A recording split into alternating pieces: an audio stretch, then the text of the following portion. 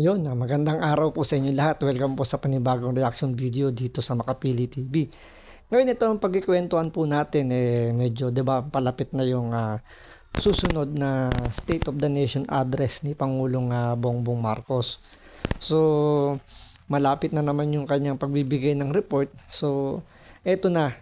So ang kalimitang ibinabato kay Pangulong Bongbong Marcos ay yung 20 pesos na kilo ng bigas na pangarap daw niya, na sinasabi naman ng iba na yun yung kumbaga yun yung ipinangako niya nung eleksyon. So pero parang binawi ni Pangulong Marcos, sinabi niya hindi naman niya pinangako, pero pangarap lang daw niya na sana maging 20 pesos daw ang per kilo ng bigas. Pero yan, ginawan po ng paraan po ng administrasyon na to. Although hindi umabot dun sa 20 pesos, pero nasa 20s pa rin.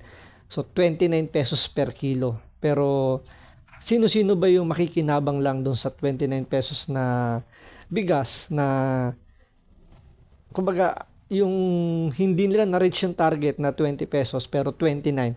So sino ba yung mas makikinabang dito, at ano yung pwedeng kumbaga ano yung magiging epekto nito dun sa paparating na SONA ni Pangulong Marcos. So panoorin po natin tong balitang to, pero bago ang lahat, kung hindi ka pa nakasubscribe sa Makapili TV, baka pwede naman pakipindot yung subscribe button, at the same time palike rin po ng video, wala naman pong bayad dyan, kaya pindot na. So ito, panoorin po natin tong balitang to.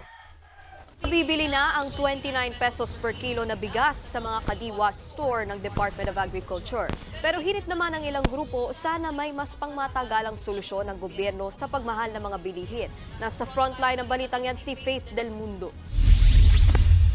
Malayo ang biyahe at maulan ang panahon, pero di napigilang pumunta ng Diliman, Quezon City si Aling Mila na taga Maynila. Gusto niya kasing makamura, kaya't dumiretso siya sa kadiwa store na ito para sa alok nilang 29 pesos per kilo na bigas. Malaking bagay.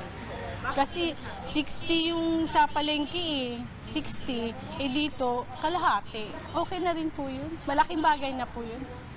Ngayon, ito ang problema lang dyan sa ano. Okay yung ginawa nila dyan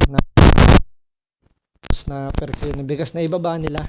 So hindi man nila na-reach yung 20 pesos na per kilo ng bigas dahil nga malabong mangyari yung 20 pesos na per kilo. Medyo malabo yun.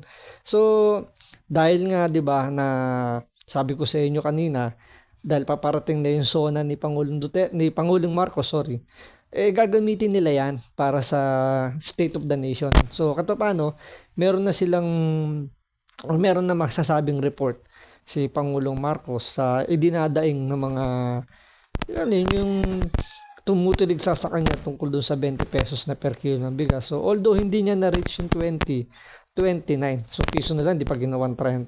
Pero yun nga, band-aid solution yun nangyayari dyan. Kasi tingnan nyo 29 pesos per kilo ng bigas. Tulad dito ni Manang na taga Maynila pa raw siya. So dumayo pa siya ng Diliman, Quezon City para lang makabili ng bigas. Total natin 29 pesos na per kilo ng bigas compared sa 60 pesos na sinasabi niya na mabibili raw dun sa kanila na medyo malapit. Kung i-add mo kasi yung pamasahe niya balikan papunta sa Diliman, halos pares lang yung magiging presyo na ginastos niya sa 1 kilo. Tama po ba? At the same time, gumastos pa siya ng oras. So yung travel time niya, siguro kung Maynila to, yung ano ba yung pinakamalapit na lugar sa Maynila na malapit sa Diliman? So ang pinakamalapit dyan, tingin ko Sampaloc. So Sampaloc o Santa Mesa, yun yung pinakamalapit. So magkano ba yung pamasahe sa tingin niyo sa jeep pa lang kung isang sakay lang siya, kung jeep? So pwedeng sabihin natin 15 pesos ang pamasahe. So kung isang sakay lang, so balikan niya 30 pesos. So, i-plus mo yun dun sa kilo ng bigas na binili niya. So, 30 plus 29. So, 59. So, piso lang yung difference nung sinasabi niyang 60 pesos per kilo ng bigas dun sa kanila. Gumasos pa siya ng oras. Sa tingin niyo gaano katagal yung naging biyahe niya simula dun sa pinanggalingan niya papunta sa Diliman. So, imbis na may magawa pa siyang mas productive dun sa bahay nila, nasayang lang yung oras niya pagpunta doon sa Kadiwa para bumili ng bigas na ang difference lang pala is piso. Paano kung nag-tricycle pa tong si Manang? So, magkano pa masaya sa tricycle? Sabi natin 10 pesos. So, mas napamahal pa siya. Ibis na yung dinagdag niya sa pamasahe, dinagdag dala niya pambili ng rekado ng lulutuin niya. So, 'di ba, napakalaking yung diferensya. Malaki. So, maganda lang pakinggan na may mabibili ng murang bigas. Pero itong sinasabi nilang murang bigas na to, ang mas pinaka makikinabang dito, kung malapit ka lang doon sa area, kung walking distance lang, na hindi mo kailangan mamasahe, pabor sa'yo yan. Diba? Pabor sa'yo yun. Pero kung ikaw dadayo ka pa para lang bumili ng 29 pesos na bigas at kailangan mo masahe, kahit nga sabihin mong magmotor ka, sige, magmotor, magagasolina ka 50 pesos ang litro. So, balikan yon. So, ganun din. Gumastos ka ng oras, gumastos ka pa ng gasolina. So, yung presyong binili mong bigas is magiging kaparehas lang ng presyo ng bigas na mabibili malapit doon sa bahay nyo.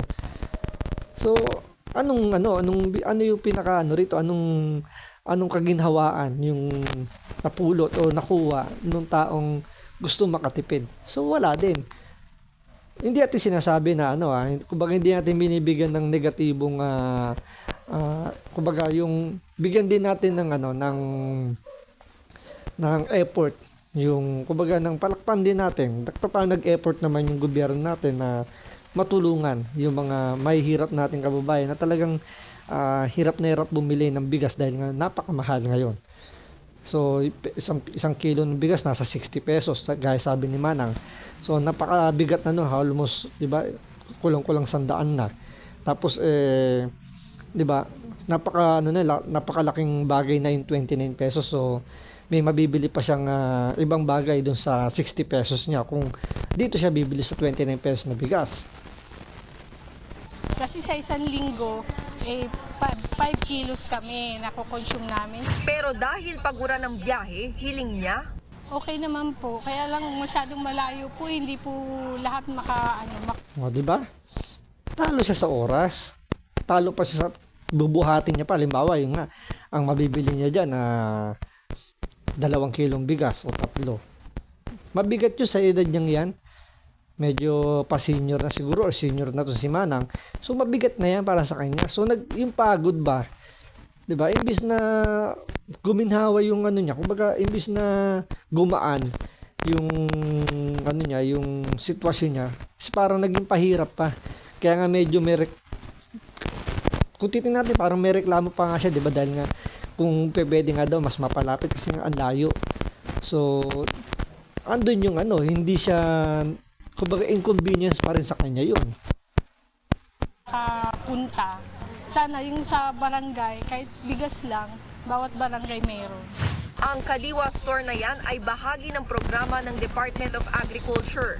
Mabibili ang murang bigas sa 10 Kadiwa Store sa Metro Manila. Kabilang ang Quezon City, Maynila, Taguig at Las Piñas. Pati na rin sa Caloocan, Valenzuela, Marikina at sa San Jose del Monte, Bulacan. Ayon sa ahensya, dadagdagan pa nilang Kadiwa Center sa Agosto. Pero tanging mga miyembro ng 4Ps, senior citizens, solo parents at persons with disabilities lang ang pwedeng makabili.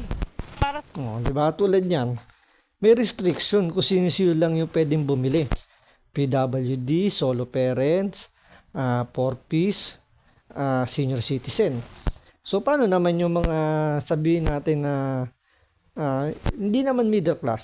Sabihin natin mga minimum wage earner lang. Na alam naman natin mababay sweldo ng mga minimum wage earner. So, ibig sabihin hindi sila pwedeng bumili. Dahil hindi sila pasok doon sa category nga sinasabi lang ng administrasyon natin na pwedeng bumili. Sila ba hindi ba naghihirap? Diba naghihirap din yung mga yan? Kaya nga, kung kaya nga nila bumili na pinakamurang presyo, yun ang bibili nila para lang makatipid. Para at paano, diba, may survive man lang nila yung susunod na araw. Or paano magkaroon sila ng konting ipon. Or may mabili pa silang iba. So hindi sila pwedeng bumili dahil hindi sila pasok dun sa category na sinasabi ng gobyerno. Kaya nga sinasabi nila rito, band-aid solution lang yan eh.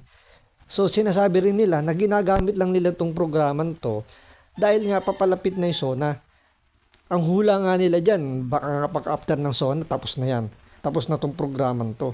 Kasi kailangan lang na mayroong maibigay na magandang report ngayon si Pangulong Marcos.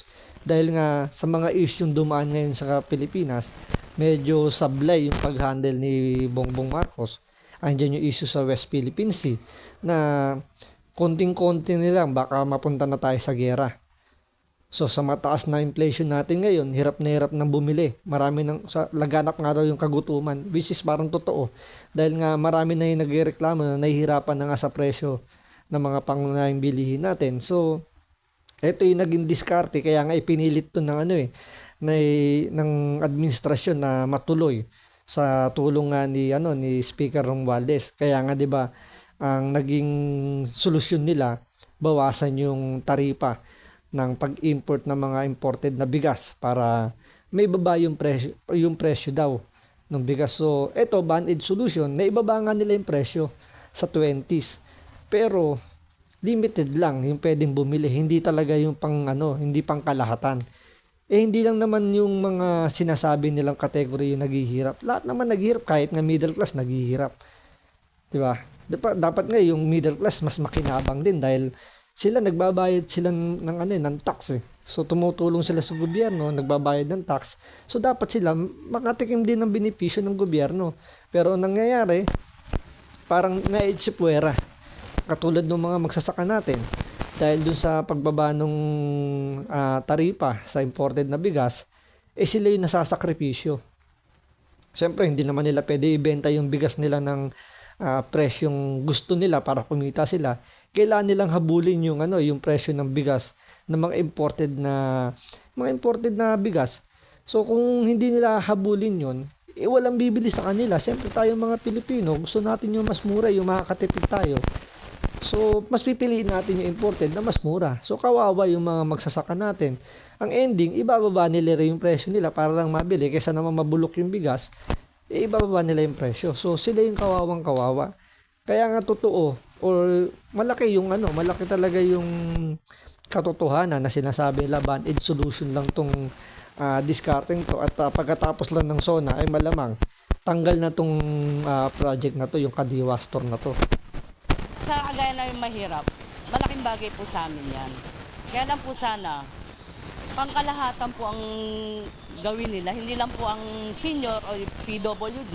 Kung ang mga mamimili natutuwa sa programa, tutol naman dito ang ilang grupo, lalo pat tingin nila ay band-aid solution lang ito. So itong 29 pesos per kilo na niro-roll out nila sa Kadiwa centers ay hindi ito makatarungan kasi marami talagang nangangailangan ng mababang presyo ng bigas at tingnan natin, very super limited yung nakakabili. Giit niya pa, malaking epekto daw ito sa mga magsasaka. Malaking epekto ito kasi yung simpleng pagbili ng gobyerno ng imported na bigas ay inaagawan ng imported yung palengke ng mga lokal na mga magsasaka. Tulad yan, imbis na yung gobyerno bumili ng bigas para bilhin yung bigas ng mga magsasaka natin para paano naman kumita sila, ang nangyayari yung gobyerno nakapokus saan? Sa pag-import. So iniitsapwera yung mga magsasaka natin. Same thing dun sa mga pwedeng bumili lang ng bigas. Itsapwera yung mga minimum wage earner. So mas binibigyan na prioridad itong mga PWD, senior. So hindi naman natin kumbaga hindi natin sinisisi sa mga PWD, sa 4Ps, yung naging batayan ng gobyerno dyan. Pero yung kasi yung ginagamit ng gobyerno natin ngayon para lang magmukhang may ginagawa silang tulong sa mga kababayan natin, hindi kumbaga tinatakpan yung mga nasasakripisyo. So hina-highlights lang nila itong mga mas nangangailangan din. Pero sabi nga sa balita, yung mga na-interview nila, sana pangkalahatan kasi hindi lang naman yung mga senior yung nahihirapan Lahat naghihirap ngayon sa Pilipinas. Kahit nga magsasaka, naghihirap na rin. Pero sino mas napapaboran? Yung ibang bansa na kinukuhanan. Tandaan ninyo, yung presyo ng bigas sa world market, hindi yan stable. So kahit gusto mo ibigay yan ng mababang presyo dito sa Pilipinas, kung yung presyo ng bigas na ibebenta ng ibang bansa itataasan nila, wala tayong choice. Walang choice yung mga kukuha ng bigas na imported. Itataas at itataas nila yung presyo ng bigas na yan dahil kailangan din nilang kumita. So ang ending yan, ang kawawa pa rin mga farmers natin dito, yung mga local farmers natin. Dahil sila masasakripisyo. So para lang mapagbigyan yung 20 pesos na bigas ni Pangulong Marcos, para mapagbigyan yung magandang report na iaano niya sa SONA, pagsasabi niya sa SONA, isasakripisyo niya yung mga ibang naghihirap. So hindi niya, kumbaga parang dito tatakpan niya. So parang yung di ba, parang lalagyan ng wallpaper na lang yung dingding na puro sulat. Yung pangit na imahe, tatakpan para hindi mapansin. So ganun yung nangyayari, band-aid solution. Patuloy naman daw magsasagawa ng pag-aaral ng DA sa malawakang implementasyon ng naturang programa. Pinag-iisipan din nilang dalhin ito sa ibang rehiyon, hindi lang sa Metro Manila. Nagbabalita mula sa frontline. So yun, ang pinaka-ending, pag-aaralan, pag-iisipan. So magkaiba yung pag-aaralan, pag-iisipan at yung gagawin. Kasi kung pag-aaralan, pag-iisipan, matagal pa yan, pwedeng hindi pa yan matuloy. Pero kung ang sinabi gagawin namin na lagyan, medyo mas maganda pang pakinggan yun. Dahil kumbaga meron pang 20% na makatotohanan kaysa yung sasabing pag-aaralan at pag-iisipan. So pwedeng sinabi lang yan pero wala na talaga, wala na tayong aasahan. Dahil ang iniisip lang nila rito, mabigyan lang ng magandang i-report si Pangulong Marcos sa SONA. So hanggang dito na lang po muna sa ngayon. So maraming salamat po sa panonood. Ingat po kayo lagi. God bless.